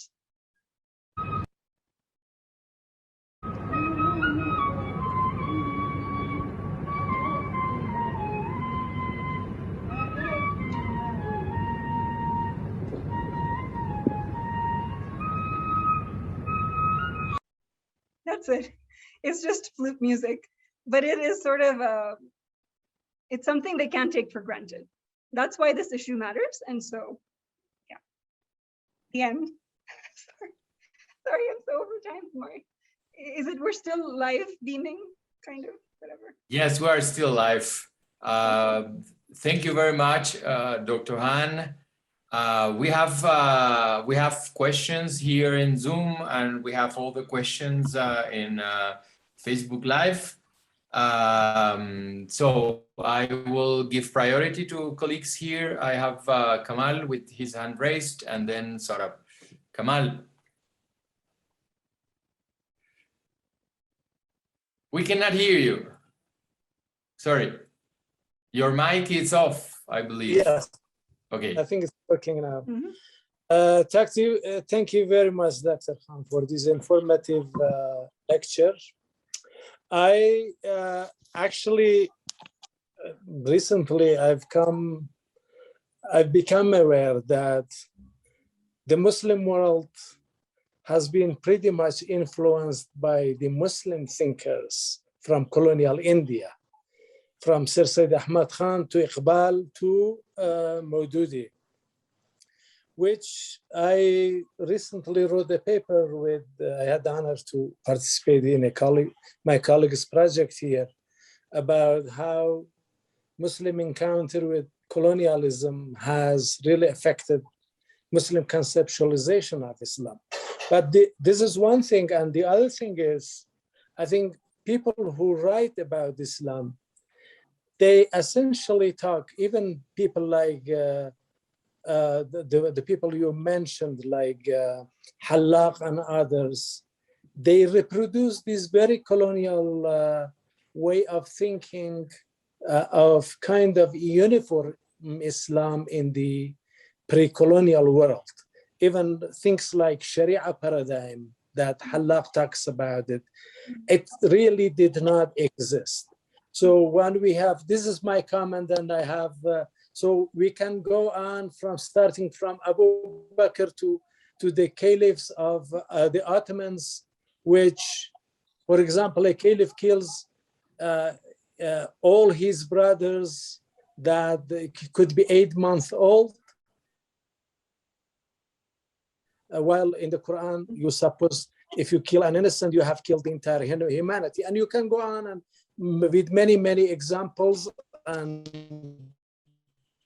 so the king is, and usually fiqh and the rest are subservient to the state and serving the state, not to mention many Muslim groups from Mu'tazilis, even Kharijis, they did not even believe in the requirement of the states. But I have two questions. One is, when we say liberal Islam, I think to me it's a contradictory in terms, because think about either. So this is my question, whether it's possible to say this as long as you talk about Islam as, okay, even someone like Iqbal that thinks that Islam is a complete form of life, system of life, and even Pakistan was produced based on this idea, that you cannot adopt any other systems of living, social systems. But when you think about either Hobbes or John Locke, they were all, let's say, Republican or liberal tradition. They all talk about the non-essential aspects, non-religious aspect of the laws, whether it's the king or the absolute ruler that determines this world's affairs, or it's the sovereignty lies in people. So, but when you have Islam as a framework, then you cannot talk about the sovereign is usually someone else, is not in this world. So as the final judge or the final ruler. And the second thing would be the idea, even that's why when you said Taliban is a form of Islam, which I completely agree. But whether liberal Islam is possible at all, since you have even get rid of the entire tradition and the hadith, even the Quran itself, yes, it says it's up to you to choose the right way or the wrong way. But at the end, even if you are a Christian or a Jew, you would have to pay with utmost degree of humiliation. You have to pay poll tax because it says you don't believe in what God and His Prophet have determined to be wrong or illegal. لا يحرمون الله ما يحرم لا يحرمون ما يحرم الله يحرمون الله ورسوله. So I'm sorry, just to give you the thing. And you can go about other things, that those who fight God and his prophet, which is completely open to various interpretations, that they should be crucified, or they should be banished, or their limbs should be cut diagonally. So, I mean, how is it possible to have a kind of system that has any regard for, let's say, popular sovereignty, which is based on citizens' views and rights and so forth? So these are my two questions. Yeah. Thank you very much. Awesome.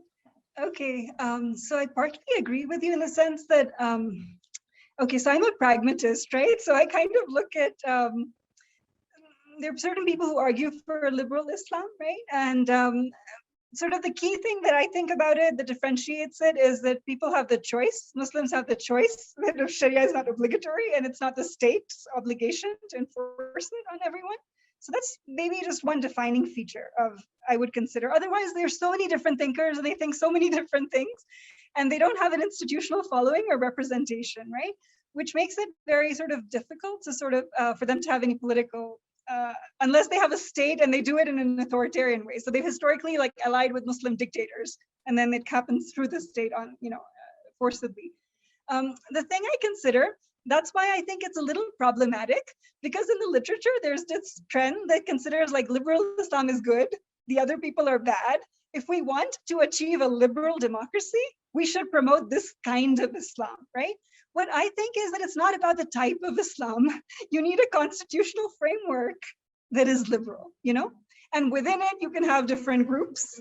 You can maybe eventually have spaces for we already have a large chunk of secular laws, but even when it comes to personal laws like marriage, family, divorce, maybe eventually we can have the option, the right of exit to a secular, a niche within that larger system.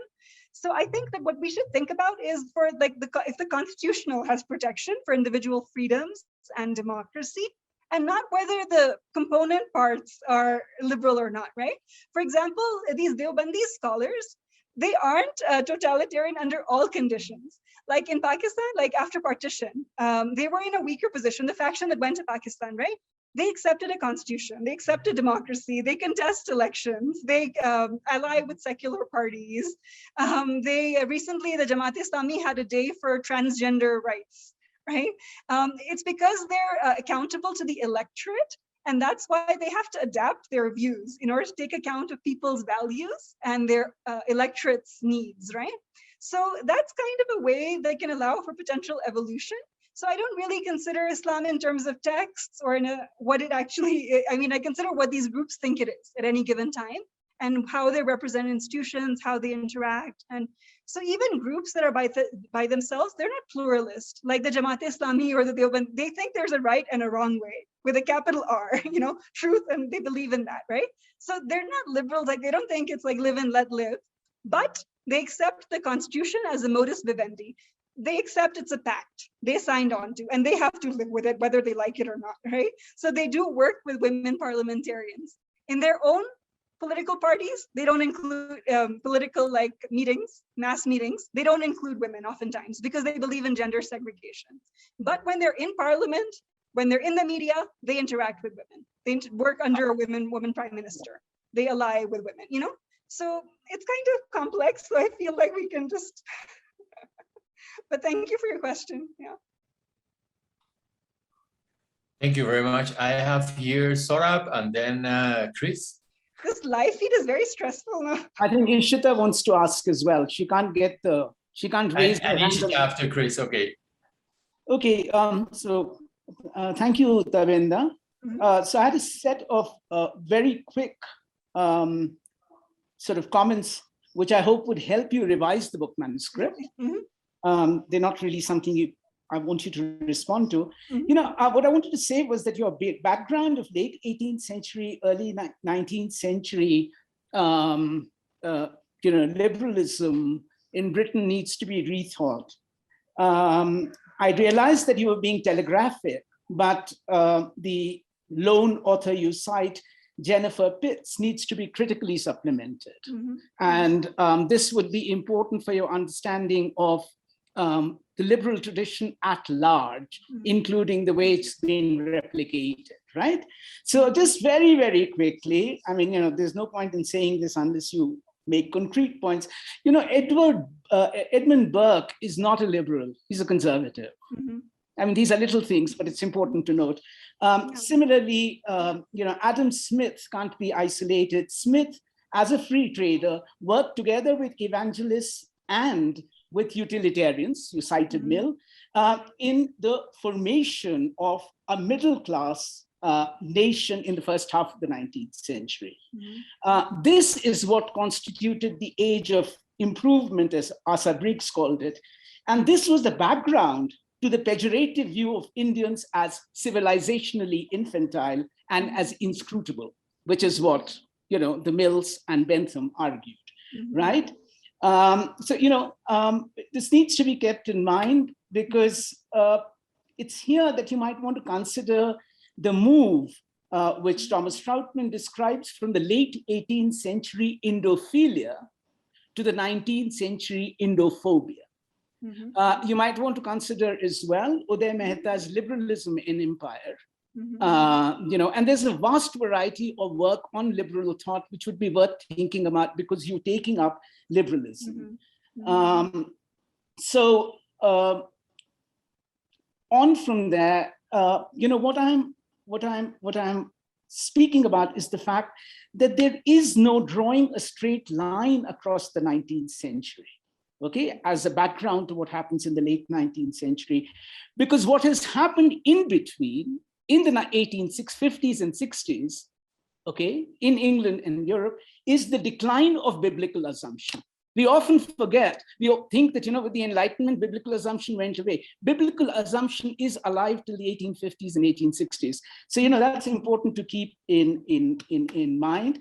And this is crucial for the hierarchies of otherness which emerge, which came out in your cartoon with which you began. It's not just a race, there are hierarchies of otherness over there.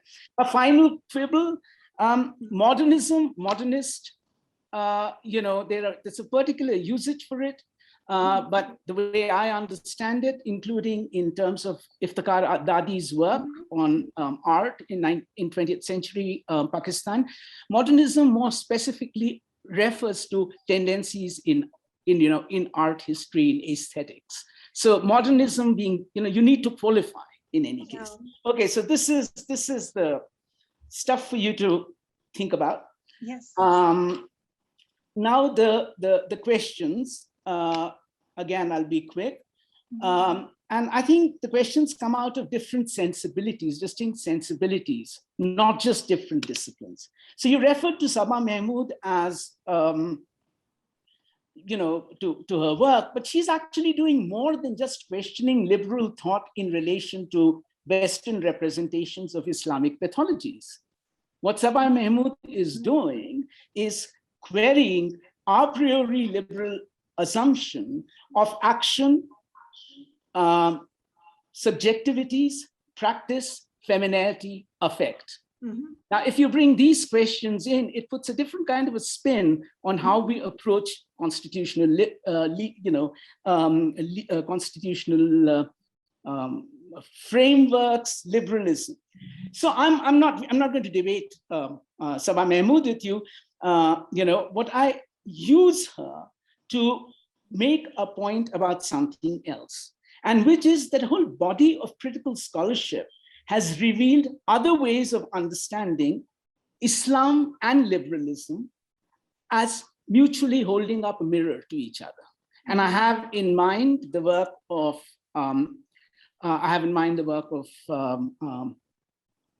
Faisal Devji. Mm-hmm. I have in mind the work of Amir Mufti. Mm-hmm. And finally, I have in mind the work of Navida Khan. So I'll be very quick. What I'm getting at is the following.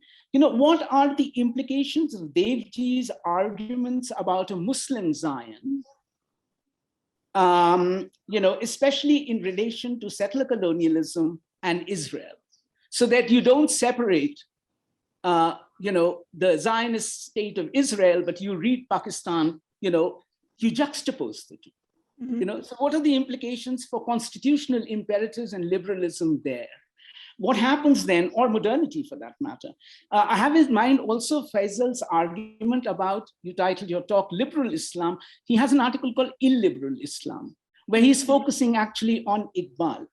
And what he is arguing are two things. One is that Iqbal is questioning the instrumental logic of representation within liberals, where this is in the context where representation, along with liberalism, was stretched to its absolute limits, where not in the metropole, but in the colony, and in this case, in South Asia. Similarly, there is the argument which is made by Amir Mufti, how the very idea of minority acquires a different spin when you read the idea of the minority together with the Jewish question. Okay, and this is in his book, Enlightenment in the Colony. And finally, there is Navida Khan's very interesting argument about how iconoclasm within modernity and iconoclasm within Islamic thought actually mutually reinforce each other. They reinforce each other because both carry a prior intimacy with images as part of as part of attempts to selectively deploy them. There is, in a sense, an imagination of idolatry within modernist legal reasoning and within modern legalist reasoning and modern theological interpretation. So, what I'm asking basically through all this is the following. What I'm asking is, what are the implications of these arguments for your desire for a constitutional framework? Can that constitutional framework and that kind of a liberal settlement ever come to be after what has already come to pass? Okay. Thank you so much, Saurabh. I feel like these would be so useful, and I would really, I'm sure you don't have the time, but I could really use, a feedback on. So I took down all your comments. I filled out. No, we'll talk about it. You don't have to answer it all. There's plenty of time. I have plenty of time. Thank you so much, though. Thank you so much for listening and for caring and for thinking of all these. And they're all super useful, and I'm going to follow the leads. So I'm going to go with your last two questions where you sort of summed it up, right? First, you asked, what are the implications of these for implications, and the second is about a liberal settlement. Okay, so the first part that I would say is that I largely agree with Sabah Mahmood and all the critics of liberalism, like her critique of liberalism. I agree with it, right? The only thing is that, so she is sort of, so I do consider myself also as part of her tradition, because I do use that approach in the sense that when I'm studying these groups, I don't use a secular lens. I try to keep a very light hand when I'm representing these debates, right? I'm trying to show their interaction with each other, what they say, and then what they say and why they're kind of, when they're talking past each other, and then they're able to reason internally.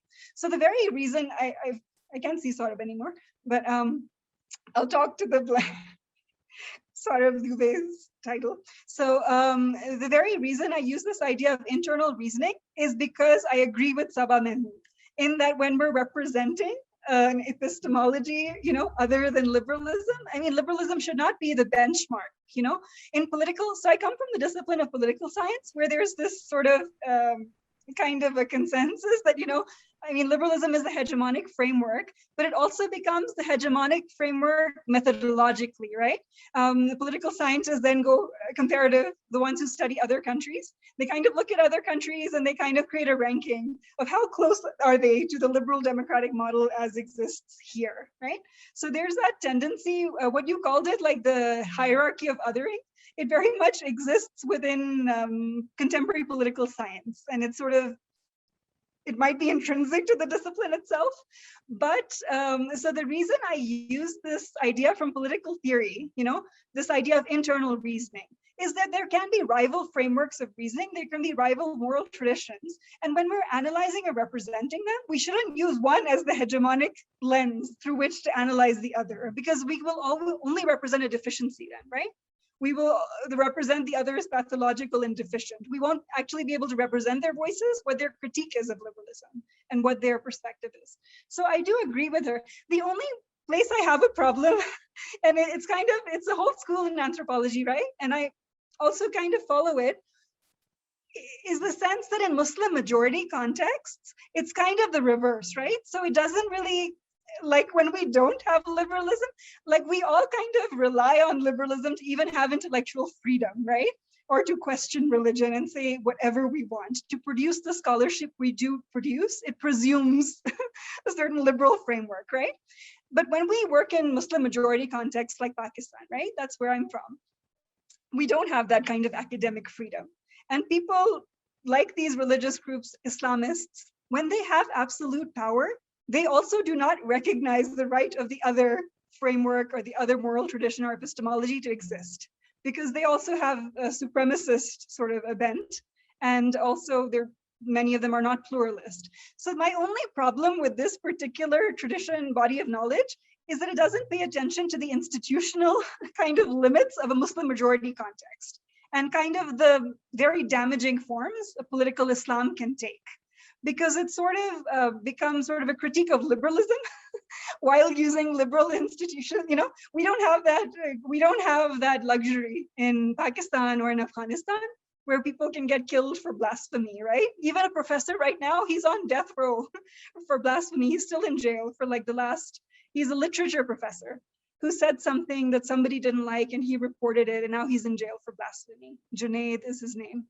So yeah, my only problem with it is like a disjuncture with my observed practical experience of the very horrific forms political Islam can take in an authoritarian context, in a totalitarian context. So I would say rescue the liberalism in the sense of constitutional, a constitutional framework.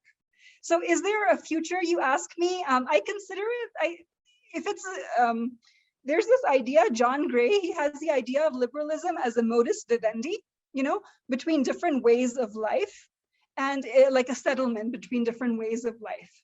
So in that case, I feel like if we kind of maximalist liberalism, maybe there isn't. But if there's a minimalist liberalism in that we kind of recognized different ways of life and sort of find a constitution that can protect individual rights and democracy and religion can have some role, then it could be possible. We just, I think, have to be imaginative now, given the practical constraints we're living under. So I'm kind of a pragmatist at the end and kind of study institutions and what we have to do based on institutional power. So, sorry. Thank you very much. No, I have here Chris, Ishita, Adrian, and two last questions from the chat. So Chris, go ahead. Nobody wants to have dinner. No. Okay, thank you. Very interesting presentation. You covered a lot of ground, right? And started off with some introductory stuff and moved into sort of the emergence of modernism, right? So as an aside, I work in Indonesia, and so I'm going to bring up Indonesia. I am a comparative political scientist as well. So and so when people talk about Islam, I always try to bring Indonesia into the conversation. Because will tell you as well, we're frequently left out. Okay, and so one of the things that came to mind, we're talking about the institutional arrangements between the Islamists, the modernists, and sort of it reminded me of this sort of these memes or these Venn diagrams that you see now comparing the Republican Party in the United States to the Taliban, right?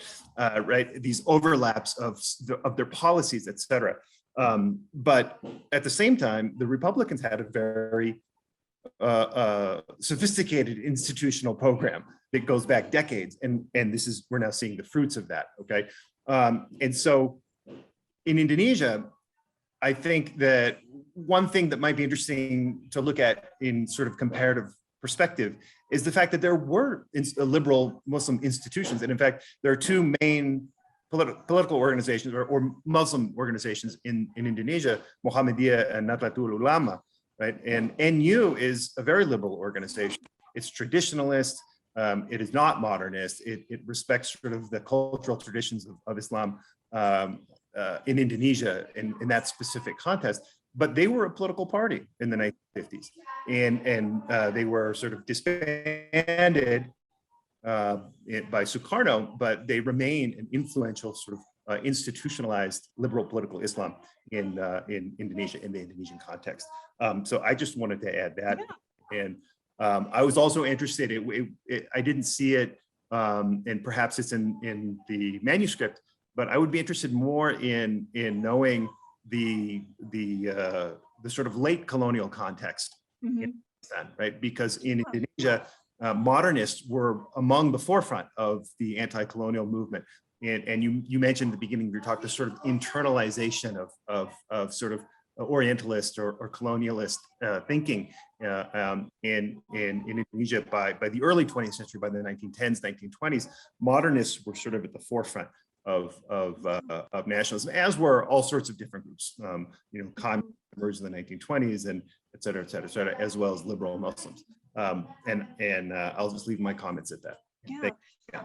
No, that's great, because Indonesia is like so Alfred Stepan. Are you familiar with his work? I think he often cites Indonesia as the example of modernist and liberal Islam being good, right? Like and sort of at the forefront of a democratization effort or liberalization effort. And that's totally true. And I wish I was in Indonesia, because they actually have grassroots power, right? They built a mass organization with a mass membership and so they have a grassroots presence. They're an organization.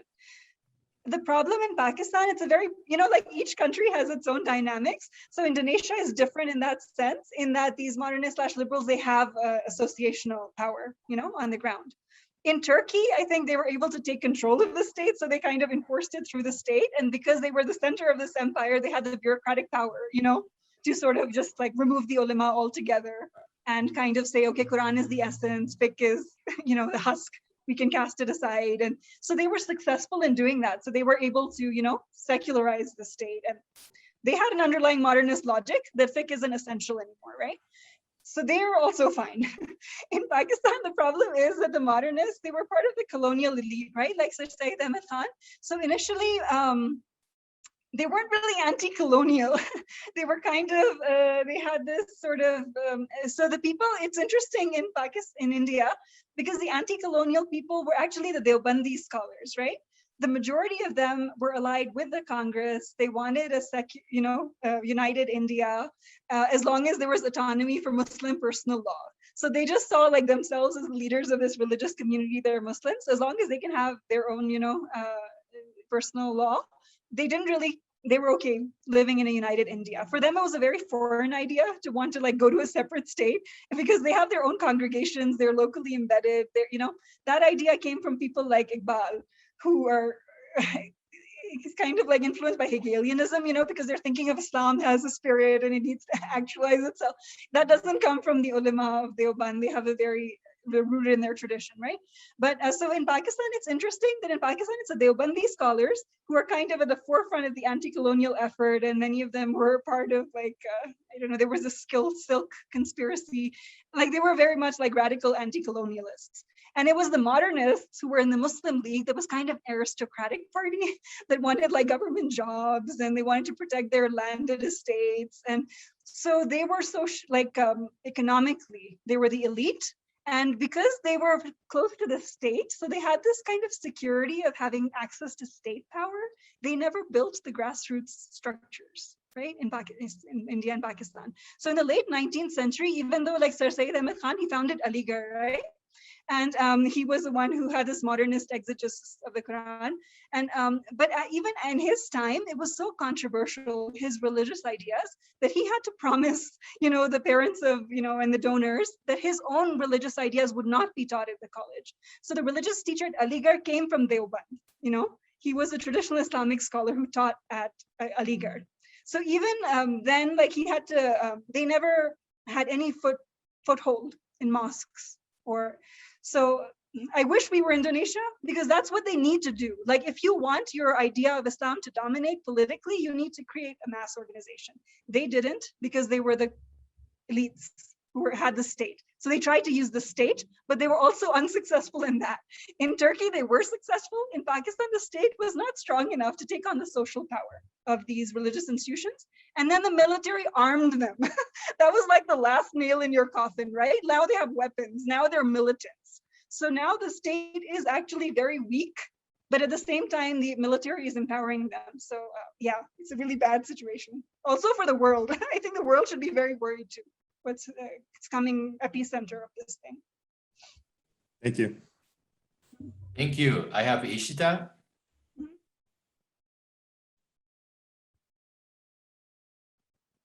I can't hear you, Ishita. Your mic is on. We can't hear you. Yeah, sorry. Yeah, I just had trouble unmuting.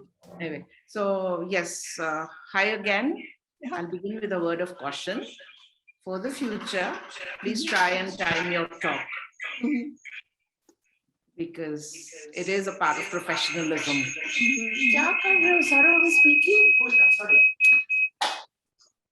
I'm sorry.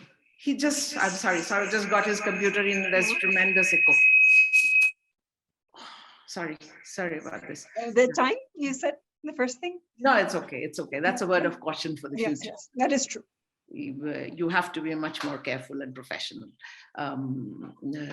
But coming back to liberal and your idea of the liberal and the modern, because I think somewhere along, I thought, since you said you wanted feedback, you had a much more important argument, which you didn't develop, which is you're speaking of going back to pre-colonial traditions of plural modes of life that existed. Why should we call that liberal? Because again, Saurav also mentioned Sabah Mahmood. Sabah Mahmood's one very important point is she's saying it's a challenge. How do we understand non-liberal subjects? And that's the part of her argument I think is the most important, which has not been taken up as much as it should have been. So these traditional scholars, they're non-liberal. Yeah, they're non-liberal. You can have non-liberal in the sense of the people who do not believe in emancipation in the sense of freedom or liberty in the sense of a liberal subject. Yeah. I absolutely don't think they believe in justice, they can believe in plurality, they can believe in coexistence, they believe in accepting other ways of thought in life. I think that is the point you should, for me at least, that for me would make a very important argument and a very important kind of contribution that your work can make. And not this thing of, India has one of the best constitutions in the world. Look at what is happening right now in Modi. Does the constitution really protect you? And the other thing I wanted to tell you is there are scholars saying that the Taliban this time has actually come back with a lot more popular support than the last time. So I'll stop there. Yeah, the first point I agree with, like the pre-colonial, I do not call them liberal. I would absolutely not call them liberal. I just say that it's pluralist. And I say that in contemporary times, if we want to reproduce that pluralism, for that, constitutional liberalism can be a framework. Basically, by constitutional liberalism, I mean a constitution that guarantees individual rights, group rights, and democracy, and perhaps some role for religion, if it's absolutely necessary, with, like we have in Pakistan, we have these Shariat Courts, which kind of institute Islamic judicial review, right? That laws can be struck down if they're considered un-Islamic. But the way that the courts have interpreted it, when they, for example, in 2010, there was a judgment where they kind of outline this. The judges say that the Constitution requires us to use 3 touchstones: Islam, democracy, and the tradition. Islam, democracy, and individual rights, right? So when we're examining any particular law to consider, is it Islamic or is it not Islamic, we use all these 3 touchstones, right? And so basically I consider you have to ultimately create institutions, right? And if you have these non-liberals, you have to create institutions in which they have space, but they don't overtake the system, If you have a non-liberal create the framework, there will not be space for other, they're not pluralist. So non-liberals can be pluralists. Your pre-colonial non-liberals. Yeah, those non-liberals can be pluralists. Sorry, and anyway, you don't have to answer, but who's the we you're talking about? Yeah, I would like to have a discussion later. No, I totally agree with the pre-colonial part. They're not, they're like pluralist. Yeah. Thank you. I have here Adrian. Yeah, thank you, Mauri. Well, it's been a long talk, and of course, we have had a lot of different queries, very lofty, all of them, and we're probably running out of time. So I'll try to make this as short as I can. Had we more time, I would have liked you to go into further detail in trying to, for example, give us your view on what possible crucial and word-probing differences and similarities do you find between those efforts of, say, conciliating modern science and Islam on the one hand, and some Hindu reformist endeavors such as the Brahmo Samaj or the Arya Samaj, but we don't have time for that, I think. So I would ask to more, I hope, easy to answer questions. One, taking into account that liberalism, or at least one aspect which can be included within liberalism, has to do with freedom of belief, among other things, of course. I wonder if you can tell us something about how the campaign for the instauration, the recognition of the International Day of Yoga was dealt with and construed by the different Islamic schools or trends within Pakistan, especially because within India, it was a very contested issue, very hotly contested, that opposed basically Hindu nationals and some Muslims. Mm-hmm. For example, the All India Muslim Personal Law Board reacted very heatedly towards Narendra Modi's idea of implementing yoga practice in elementary schools, including the sequence of postures known as the Surya Namaskar. That's one question. And the second one is, can you give us a quick thought on the ongoing conflict and tensions between the Taliban and ISIS-K in Afghanistan? This in the light of the different shades or schools, trends of interpretation of Sharia. So what sort of negotiations or contentions would you expect in this context? Thank you. Thank you for listening, and I'm very sorry for going over time. It's actually totally I should have timed it better. So first of all, your question about International Yoga Day, you'd like me to answer what Islamist groups in Pakistan, how they reacted to the creation of this day? Is that your question? Yeah. As far as I know, there hasn't really, I don't think it really registered on their radar. The place where it did register, there's this like, this journalist who has a very nationalistic / Islamist kind of program. And he they created a big controversy around even the art of living. You know, they had like classes in Pakistan, and even that came under attack. So he like ran an entire segment targeting them, which is actually very dangerous for them, because now in Pakistan, there are all kinds of vigilantes, like with this militancy, right?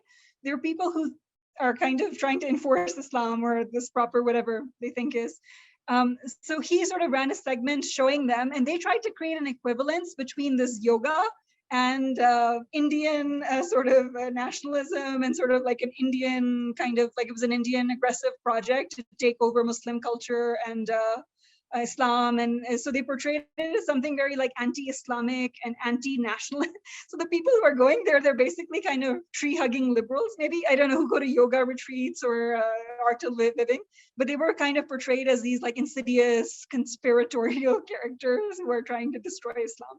And so after that, I think they shut it down, even that program, they had to shut it down. So in Pakistan, like there is extreme intolerance right now since the Soviet Afghan war, with the rise of all these militant groups, there can't really even be a debate anymore because the other people have guns, right? So this scholar, Arfa Sayyida Zahra, she writes in Urdu, and she has like this talk where she says that now we no longer write because we don't know what we'll write, how it'll be interpreted, and how it's going to be spread and what the reaction will be, right? Because people have been killed for blasphemy, just like accusations of blasphemy. So there was a politician who argued against reversing the blasphemy law. So these groups said that he had committed blasphemy by criticizing the law against blasphemy, and he was killed by his bodyguard. And so now there's an even more extremist group, which is the Tehreek-e-Labbaik Pakistan. And it's actually their Barelvis. The Barelvis were traditionally associated with shrines, right? But now they've also developed their own strand of militancy, which is around defending the honor of the Prophet. So anything, they can kind of twist it as blasphemy, and then it sort of becomes a campaign and people get killed or assassinated. And I guess the first thing I would say for that, the most dangerous thing is that the scholars are even no longer in control. So it's as if these scholars are following the street. They are not leading the street, because when these become like mass movements and associations and with technology, there's an idea that is just then spread. And then those like the scholars of Deoband, or, you know, they're senior scholars, they're not in a position where they can actually resist it, because otherwise they get assassinated. So they're in a defensive posture. So it's a very dangerous moment, because since in Sunni Islam, there's no central hierarchy, right? There's nobody who can say this is this and you're going to follow it. And even the scholars, their authority has become fragmented, and there's the street. There's the power of the street and these like thousands of people at protests, and then they're on the defensive. So yeah, anyway, so yoga is like a definite, anything associated with India is portrayed as sort of a problem. Number two, ISIS and Taliban. So the groups that constituted ISIS in Afghanistan, they're kind of offshoots of the Taliban and also of other militant groups that the Pakistani military created at some point, right? So like all of them, the Pakistani military, we call it like the good Taliban, bad Taliban thing. They never actually stopped supporting this militancy, you know, with this, even in the last 20 years. They have two kind of logics behind it, right? One is the idea that they can never achieve military parity with India, because India is a much larger country. So they feel like they need these militant groups to keep India on edge and keep it, you know, on the defensive. The second idea is they're very threatened by Pashtun nationalism, right? And so they're afraid that because the Pashtuns are divided between Pakistan and India, they have a very strong sense of community and of linguistic nationalism. So they feel that the Taliban are a counter to that Pashtun nationalism, and they can be a client that they can use to control Afghanistan, potentially, right? So they never stop supporting militancy, and then some of these militant groups break off and create other new factions, right?